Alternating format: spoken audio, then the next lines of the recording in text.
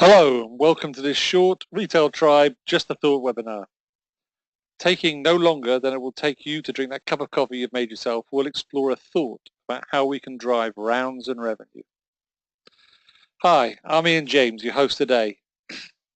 Everything we do at Retail Tribe, and certainly my passion, is about trying to help our customers grow the amount of golf played at their facilities or visits made to their facility.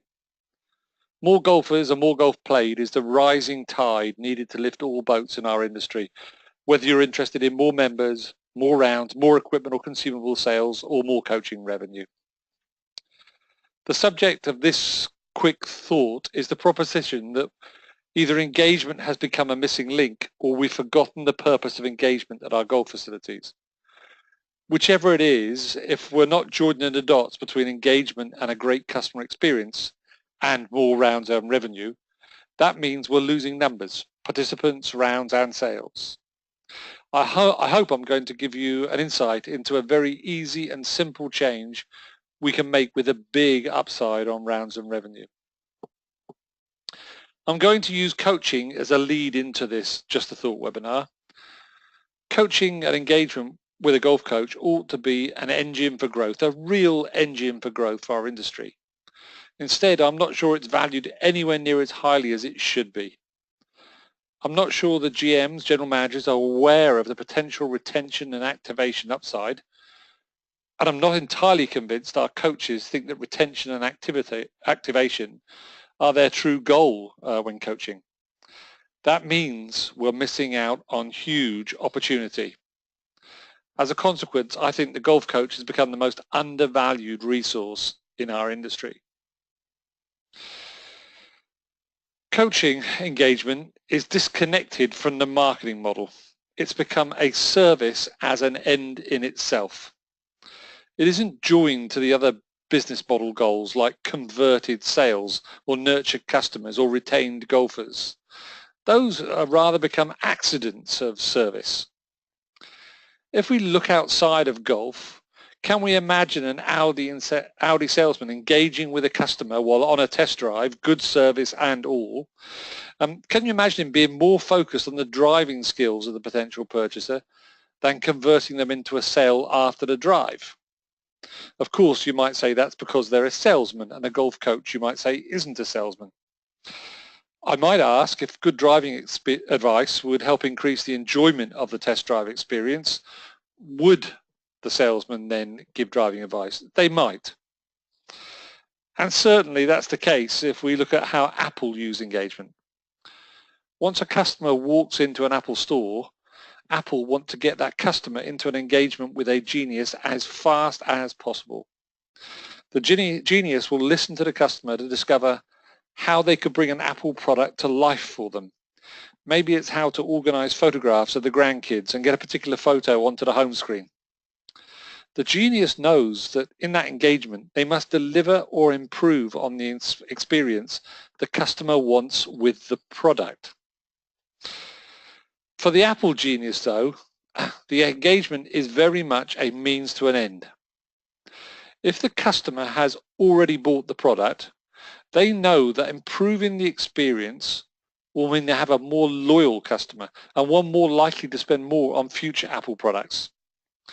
If they're in the process of deciding to buy, then the genius knows they're trying to convert that customer into a consumer into a customer by leading them to a great experience. So the one engagement looking very much at retention, nurturing for more loyalty. Another target can be converting them to a customer.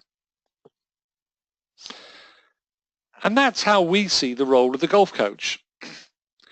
Yes, they have to be focused on their expertise as a golf coach to improve the swing of the golfer. No question. But the real goal of that coaching session, the why, is a golfer getting more out of golf. Someone who's going to become more loyal to the game and more likely to play even more golf. The purpose of the engagement is to create a more committed and active golfer. This is a subtle but incredibly important perspective.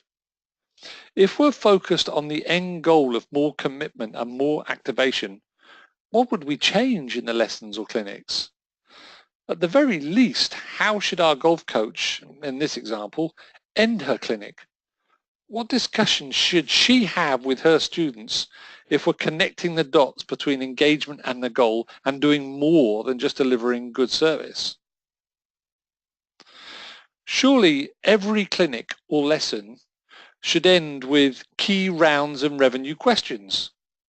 We should be managing this customer so that they want to play more golf, and we should be encouraging them to play and participate more often. Even if it's just these simple questions we're asking at the end of every engagement or contact with a customer. Can I get you booked into the next round of golf? Are you looking for partners? Are you playing a next club event? What more can I do to help you get more out of your golf at our golf club? That's what we want our coaches doing in their engagement. Question, of course, at your facility, do you have a set standard of questions the coaches ask that encourage activation, or do you hope they go through that process? At your facility, do you in any way measure the amount of extra golf your coaches create, or do you just rely on the fact that they're busy and that they have an incentive to be busy? Are you focusing the coaches on more than service and grip stance posture? Are you actually joining the dots to rounds and revenue in the way you manage your golf coaches? Are you setting them targets that are relating to rounds and revenue? A key part of engagement is the quality of service. Absolutely no dispute. But that engagement or service is meant to be delivered with a clear end goal. More loyalty, more commitment to the game and the facility. We engage with golfers beyond collecting their fees and wiping their golf clubs clean to make sure they're having a good time and will play golf more often. It shouldn't be an accident of service. We should have our eye on the end goal. They're having a good time and they'll play golf more often. All engagement should follow this philosophy. If it does, then it has a huge impact on rounds and revenues. A company play, for instance, isn't the pro having a great time playing golf. It's the professional playing with 4 golfers the manager wants to make sure renew next year. It's an engagement where the professional provides advice and guidance and learns things about the customer to make sure that their future experience is improved. Then they'll want to play golf more often, make more visits to the facility. It's the same with a fitting. It isn't an equipment sale. It's an equipment upgrade so that a golfer will more easily hit better golf shots more often. What's the result of that?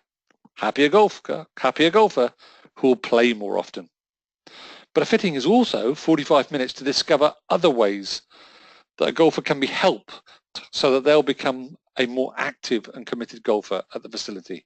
It's real customer engagement where we can get real customer insight and customer knowledge, and it's an opportunity to influence the golfer. If we think about engagement as a powerful marketing tool, then we would actually want more engagement. We want to find ways to productively create excuses for engagement between golfers and our PGA professionals. Short skills challenges, such as a chip for charity, do just that. In 4 hours, a professional can engage with 40 to 60 golfers. If the engagement is just about running the event, then we're not joining the dots. Each 5 minutes with a golfer is an opportunity to understand that golfer and influence the amount of golf they will play. Now we've integrated engagement into a virtuous circle of growth, from inspiration through engagement, converting them or nurturing them somewhere and retaining them. Engagement is being used to convert a golfer to a golfer who's more committed, playing more golf. Now we've started to join the dots. Engagement is a means to more golfers playing golf more often. Now, if we really want to grow our numbers, we should have two clear strategies then. First, to create a calendar of engagements targeting all the golfers in our community. We shouldn't rely on giving service to those who come to us. We should reach out. And secondly, we should raise the quality of the engagement. Service isn't an end in itself, it's a means to an end. And in that engagement, our job is to create a more committed golfer. That is why so many of the campaigns we design for our customers include optional engagement events that we call active marketing. It's an opportunity for that professional to engage for 5 to 10 minutes with numbers of golfers to drive them to the point where they will want to play more golf. These engagements are very powerful drivers of revenue at golf clubs.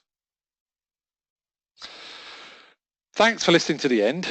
I'd like to offer you the chance to reach out to us if you'd like to continue this conversation in any way, or if you'd like some assistance in growing your own numbers.